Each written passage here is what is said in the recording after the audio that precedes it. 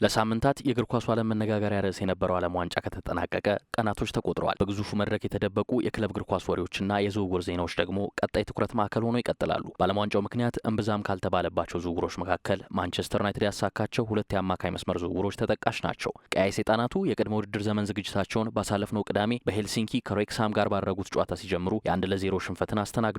በጨዋታው የመጀመሪያ አጋማሽ በዓለም ዋንጫ ግዴታ ላይ ያልነበሩ የቡድኑ ዋና ተጫዋቾች ቢካፈሉም ሁለተኛው አጋማሽ ግን የካሪንግተን ምሩቃንን ያሳተፈና ታዳጊዎች እድል ያገኙበት ነበር።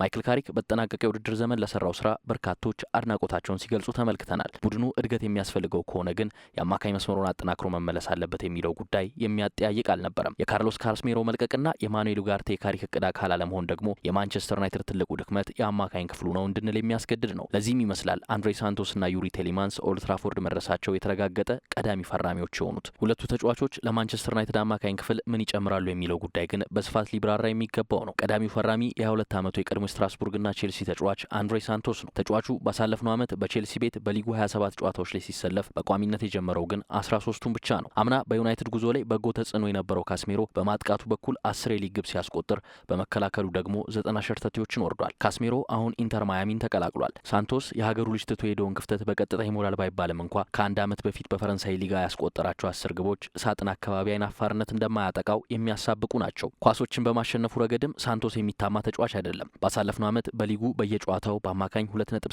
ሸርተቴዎችን ሲያስመዘግብ ቆይቷል። ምንም እንኳን ካስሜሮ በየጨዋታው 3.1 ሸርተቴ ቢያስመዘግብም ሳንቶስ በስኬት ንጻሬው ከአንጋፋው አማካይ ልቆ ይቀመጣል። ባሳለፍነው ዓመት 1000 እና ከዛ በላይ ፕሪሚየር ሊግ ደቂቃዎችን ከተጫወቱ አማካዮች የአንድሬ ሳንቶስን ያህል ከፍተኛ የመሬት ላይ 1-1 ግንኙነቶችን ያሸነፈ ተጫዋች የለም። አምና ብሩኖ ፈርናንዴዝ ስኬታማ ከነበረባቸው ሚስጥሮች አንዱ ማይክል ካሪክ የሰጠው ነጻነት ነው። ይህንን ነጻነት ለማግኘት ደግሞ ከጥልቅ የሚነሱ ኳሶችን ከጀርባው ያሉ አማካዮች በፍጥነት እንዲያደርሱት ይጠበቃል። ይህንን በማድረጉ ረገድ ሳንቶስ ከካስሜሮ የሚያንስ ቢሆንም ከሜኑና ኡጋርቴ ግን የተሻለ መሆኑን ቁጥሮች ያሳያሉ። አንድሬ ሳንቶስ ከሚደነቅባቸው ጉዳዮች አንዱና ዋነኛው ኳስን ደጋግሞ የማይነጠቅ ተጫዋች መሆኑ ነው። በቼልሲም ሆነ በስትራስቡርግ የሚሰጡትን ኳሶች ለመቀበል ምንጊዜም ነጻ ቦታዎችን የሚፈልግ ሲሆን በአማካኝ በ90 ደቂቃ የሚነጠቃቸው ኳሶች ቁጥርም 0.1 ብቻ ነበሩ። አምና በዚህ መለኪያ ካስሜሮ 0.6፣ ሜኑ 1.7፣ ኡጋርቴ 1.1 ኳሶችን ሲነጠቁ ቆይተዋል። ሁለተኛው ፈራሚ ዩሪ ቴሌማንስ ነው። ቤልጂየማዊ አማካኝ 35 ሚሊዮን ፓውንድ የወጣበትና ጠብሰቅ ያለ ሊግ ልምድ ያለው ነው። የቴሌማንስን መልካም ጎኖች ከማውራታችን በፊት ትልቁ ድክመቱ እየተባለ የሚነሳውን የጉዳት ጉዳይ መጥቀስ የግድ ነው። ተጫዋቹ ከሰሞኑ በተጠናቀቀው ዓለም ዋንጫ እንኳን ከስፔን ጋር ከነበረው ወሳኝ ጨዋታ አስቀድሞ ተጎድቶ ከመርሃ ግብሩ ውጭ መሆኑ ይታወሳል። ባሳለፍነው ዓመት ቪላዎች በገጠሙት ጉዳቶች ምክንያት በ21 ጨዋታዎች አልተጠቀሙትም። በእርግጥ በጉዳት ከታመሰው ውድድር ዓመት አስቀድሞ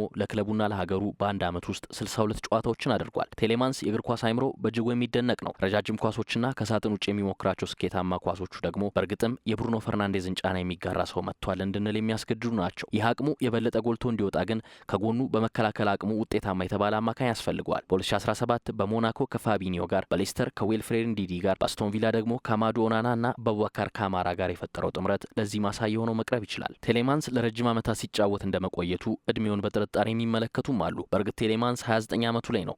በዋና ቡድን ደረጃ የመጀመሪያ ጨዋታውን ያደረገው በፈረንጆቹ 2013 ለአንደርሌክት ነበር። ከዛ በኋላ ባሉት ጊዜያት በሞናኮ፣ ሌስተር ሲቲ እና አስቶን ቪላ ጥሩ ጊዜን አሳልፏል። እስካሁን ያደረጋቸው ጨዋታዎች ቁጥርም 668 ደርሷል። ምናልባት ለዚህ ነው እድሜው ገፍቷል እየተባለ የሚነገረው። የጨዋታ መንገድና ያጫወት ባህሪው በፍጥነትና ጉልበት ላይ ያለመወሰኑ ለመጪዎቹ ዓመታት በቂ አገልግሎት ይሰጣል ተብሎ እንዲገመት አድርጓል። የሁለቱም ተጫዋቾች ዝውውር በአመዛኙ በበጎነቱ የሚነሳ ቢሆንም ተጨማሪ አማካኝ ግን አስፈላጊ ነው። የቀጣዩ አማካኝ ባህሪ ግን 40ና 50 ሜትሮችን ተመልሶ ለመከላከል የማይቸገር ለተከላካዮች ሽፋን በመስጠት የተካነና ለቡድኑ ጉልበት መጨመር የሚችል መሆን ይኖርበታል። ካርሎስ ባሌባ፣ ኮኔ፣ አንጄሎ ስቲለር እንዲሁም ማማዱ ሳንጋሬ እየተነሱ የሚገኙ ስሞች ናቸው።